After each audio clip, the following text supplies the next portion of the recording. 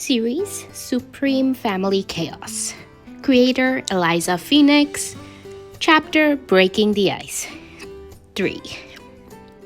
Stephen and Peter were sprawled out on the couch and dozing when the rogue Avengers arrived at the tower. Actually, it was more like Stephen had nodded off after laying out on the couch while reading a book, which was currently laying on his chest. And Peter had wiggled himself between the doctor's leg and the couch and threw his own leg over Stephen's hip before passing out himself. They both had the rogue's attention, though. They didn't recognize either of them, and it had Steve looking between the couch residents and behind him at the rest of the rogues. Natasha had a curious look as well, as if she had a suspicion but wasn't 100% sure about it. Cap, Tony says as he rounds the corner from the kitchen. Tony, Steve nods to him. Thank you for letting us come back. The engineer stuffs his hand into the pocket. It's not just me you should be thanking, but that can wait until later. You have all your floors back. Steve opens his mouth, but Tony continues. Barnes can stay with you on your floor when the Wakandas fix his triggers and release him back to us. The captain shifts from one foot to the other. How much longer until Barnes would be with Steve again? The two obviously had a history, and just when they were properly reunited, Barnes was taken again. At least this time it was to help him. Within a week, Tony tells him, and thankfully Steve accepts with a nod. No arguments, just simple acceptance. What Tony had hoped would have happened in the first place when he went all the way to Germany to confront him. That's great and all. Sam starts and everyone looks at him. But who are those couch crashers? Boyfriend and kid. Tony replies plainly, and Sam gapes at him while Clint's eyebrows shoot up to his hairline. You have a kid? Since when? The archer asks in surprise.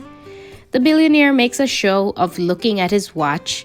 About 6 months now. Wanda tilts her head. A random kid? Oh yeah, have you seen Annie? Kinda like that. Was just doing it for good publicity, but ended up liking him, so I adopted him. Tony explains as he motions wildly. Natasha narrows her eyes with a look that said she had read through his bullshit. He's Spider-Man, isn't he? The engineer deflates. You're no fun, Romanoff. So after Steve had his mental panic attack about kicking Peter around, Tony had told them that he only dragged Peter into the fight because he knew that even if they ended up fighting, it wouldn't be serious harm. He also explained that the kid was fighting crime in pajamas when he found him and gave him a proper suit that gave Tony the ability to keep an eye on Peter. Then he told him that Peter's last remaining relative had passed away recently, and that's why the teen was living with him in the tower now. Then Steve asked about Stephen, and Tony actually smirked. Just a random guy I found. He was a good lay, so I decided to keep him around. His remark immediately earned a book thrown at his head from the direction of the living room. Ow!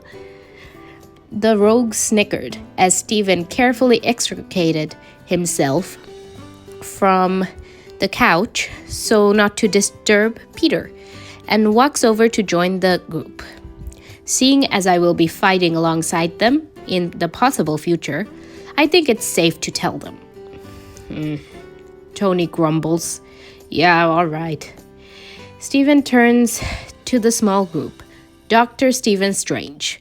I'm the master of the mystic arts And until recently, I guarded the sanctum over in Greenwich Village. I visit the sanctum on occasion, but I reside here now with Tony and Peter. Steve holds his hand out, but Stephen doesn't reach out to shake it. Before anyone can say anything, though, the sorcerer holds up his scarred hands, and the captain drops his own in understanding. Stephen's hands were sensitive at the moment, and while he could probably shake hands with those who were not enhanced, he didn't want to take the risk. The only enhanced person that was allowed to touch his hands were Peter. The teen knew how to be gentle. "It's nothing personal, Captain Rogers," Stephen assures. "I understand, and please call me Steve." Proper introduction were made, Scott being introduced as their newest member.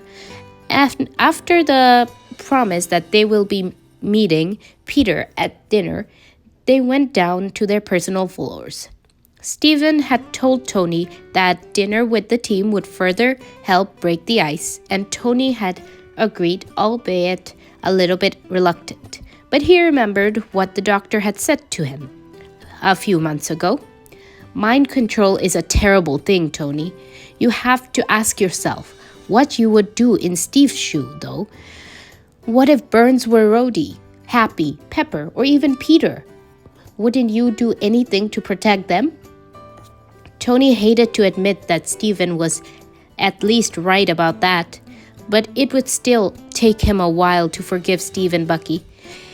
The captain had shoved his shield into the engineer's arc reactor, something he finally removed, so all that remained on his chest was a scar. And Bucky had killed his parents.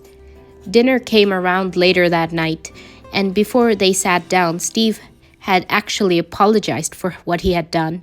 Tony accepted his apology, but also told him it would take some time to forgive the captain, and Steve had understood.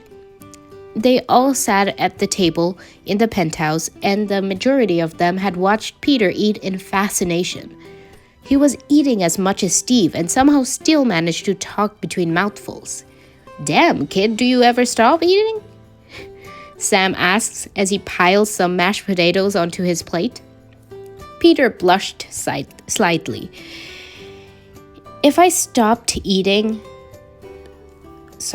talking, then I'm pretty sure it's going to get awkward." "You never answered my question, by the way," the Falcon says, and Peter looks at him quizzically. "About your webs. I asked if they come out of you, but you just kept rambling."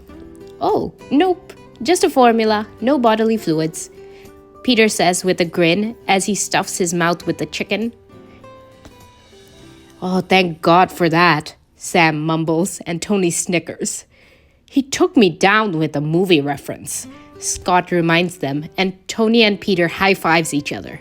"Are you seriously encouraging that?" Tony grins. "Hell yeah, I am. It worked, didn't it?" Clint looked towards Stephen, who's calmly eating his dinner as if the two didn't high-five each other in front of his face. "Hey, Strange, why would you willingly move in with these two?" "They have their redeeming qualities," the sorcerer replies naturally. "Which are?" Stephen's smile spoke of secrets. "You'll have to find that out for yourself." Peter swallows the food in his mouth and points to another bowl on the table. "Hey, Mom, can you pass me that bread rolls, please?" When Stephen grabs the bread and passes it to the teen beside him, Natasha was the first one to choke on her drink. It took a lot of surprise, the woman, and even when she never showed it. Peter calling the sorcerer Mom had come so far out of the left field that even she couldn't keep control of her reaction. The rogue stared while the rest of the Avengers continued to eat their dinner as if nothing was amiss. As if what they just heard were completely normal. Of course, Natasha spit-talking with her water had Tony and Rhodey giving her a weird look. You are right there, Triple Agent? The billionaire asks. Did Peter just call Stephen Mum? Wanda inquires with a hint of disbelief. Rhodey chuckles and looks back down at his plate. Oh yeah, inside joke. I want in on it, Clint declares with a grin. So with a shrug, Tony and Rhodey told them the story of when Peter came home from patrol half asleep. The teen himself kept his head ducked to hide his blush as he finished dinner.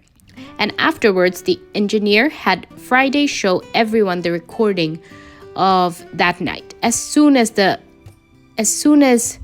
rogues were howling with laughter, Peter made a break for his room and refused to come out of the rest of the night. Stephen took it in stride, though. Well, he just gave off the semblance that it didn't bother him, which it didn't, by the way he was reading his book. In all honesty, he was just glad that the rogues hadn't started another fight. Tony may have been laughing with them, but he still had his defenses up. Then Burns came a few days later, like Tony had promised, and the engineer's hackles raised a little more. T'Challa and Shuri had reassured them that the Winter Soldier would never be controlled again, but Tony stayed vigilant, at least until Peter properly met Bucky. Then everyone's defenses lowered quite a bit because the teen had asked Bucky about his arms like an excitable puppy, and the other man had just burst into laughter. He then humored Peter by letting him stick magnets on his arm. More of the ice had broken. To Tony's surprise, Bucky had apologized about his parents, admitted that he didn't remember, something the engineer wasn't sure whether or not to be angry about, but he did see the video in Siberia and felt genuinely awful about it. Tony was able to calmly master up a just give me some time and space, and Burns did. He only went to the family floor if one of the 3 residents invited him, and if it was Peter and Tony came home, he would just go back down to his and Steve's floor. It took a couple of months for Tony to start telling him he could stay, like now. Bucky and Peter were watching a movie in the living room when Tony got home, and the soldier immediately stood up to leave, but the engineer just waved him down. It's fine, Burns. Finish your movie. Tony tapped away at his phone to finish his email, and Peter parks up. Hey, Dad, can we order pizza tonight? No can do, Underoos. We had pizza last night. I thought Mom was gonna cook tonight. He got called away. Oh, Tony groans. We had takeout all week. I could really use home-cooked meal, especially after a day of boring, endless meetings. I can make dinner tonight if you want, Bucky quietly said, and the 2 stared at him.